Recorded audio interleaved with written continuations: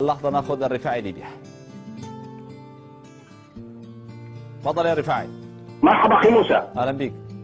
ان منطقه العمل الثوري لن يرتضي منطقه التخلف والتجزئه التي يجب بناء القوه الذاتيه، يجب ان نكون قادرين على مواجهه التحديات.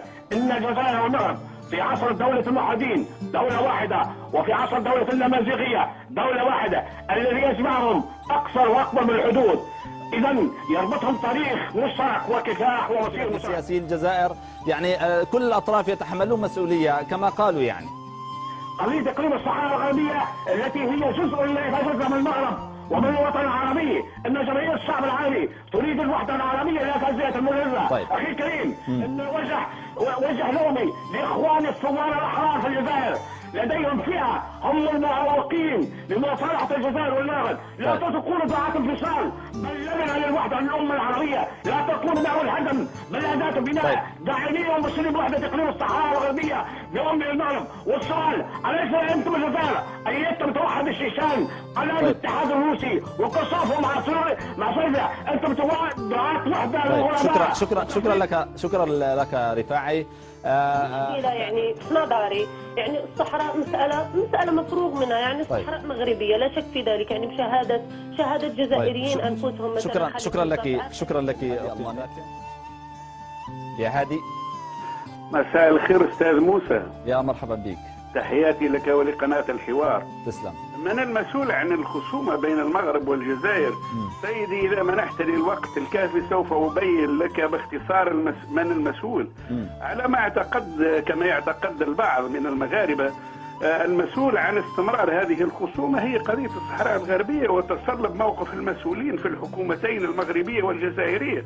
كذلك لا ننسى التدخلات الأجنبية، وهنالك قاعدة علمية تقول إذا اختلفوا اثنان لابد لأحد منهم أن يكون قريب إلى الحقيقة. الحكومة المغربية لم تسلم بإجراء استفتاء شعبي لتقرير مصير الصحراء الغربية حسب القرارات الدولية، والجزائر وما يسمى بحكومة البوليساريو لم يقبل بالحكم الذاتي الموسع الذي تقترحه المغرب. وهذه الخصومة لم تؤثر أخي موسى وتؤذي المغرب والجزائر فقط، بل أثرت على وحدة المغرب العربي وآذت شعوبه. ورغم أنني مع وجهة نظر تقرير المصير للشعوب، إلا أنه للأسف لم توجد أي مقومات لقيام دولة صحراوية. وأرجو أن يتغلب العقل عن العاطفة وتقبل جميع الأطراف بالحل الأنسب ويريحوا شعوب المغرب العربي من مثل هذه الخصومات. شكرا لك أخي.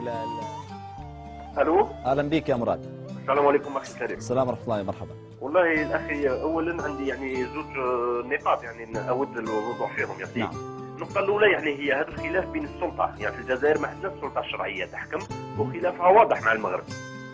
احنا لا نعلم، ما بالناش واش كاين، لكن نتكلم كجزائري وكشعبي جزائري، يعني احنا شعوب المغرب يعني بين المغرب والجزائر يعني خاوة، احنا ما عندناش مشاكل. يعني أنت بتعتقد أن المشكلة هي في القيادة السياسية الجزائرية؟ احنا ما عندناش قياده شرعيه، انا نقول العصابه التي تحكم الجزائر. لكن عفوا، انا لا اريد لا ادافع لا عن الجزائر ولا عن المغرب، لكن في سنه 94 من بدر الى الغاء التاشيرات وردة الجزائر بالمثل هي المغرب، ولا لا؟ لا يعني هذا موضوع يعني كما قلت لك يبقى يعني بين يعني السلطه انذاك. طيب شكرا لك اخي. سيدي العزيز. نعم. اسمح لي، اما الصحراء فهي الصحراء هي مغربيه بالاساس.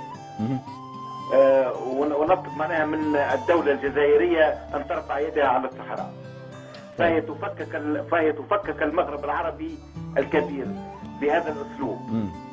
معناها واحنا كنا نتمنى معناها وحدة المغرب العربي الكبير، ليس تفرقة الشعب في المغرب العربي الكبير. أشكرك جزيلا مشاهدينا الكرام. ناخذ عمار من فرنسا. يا عمار. مرحبا وسهلا. كيف حالك؟ الله يبارك فيك. اتفضل باختصار عمار. اهلا وسهلا. انا اخالف الاخ السفير الذي يتحدث على قال انه سيتم حل. هذا اظن انه لا يتم. الكلمه الاخيره التي قالها عندما يتحرك الشعب الجزائري والشعب المغربي ممكن ان تحل، اما لان الحكام في المغرب وفي الجزائر وفي كل الوطن العربي يتحكم فيهم اسيادهم من الغرب.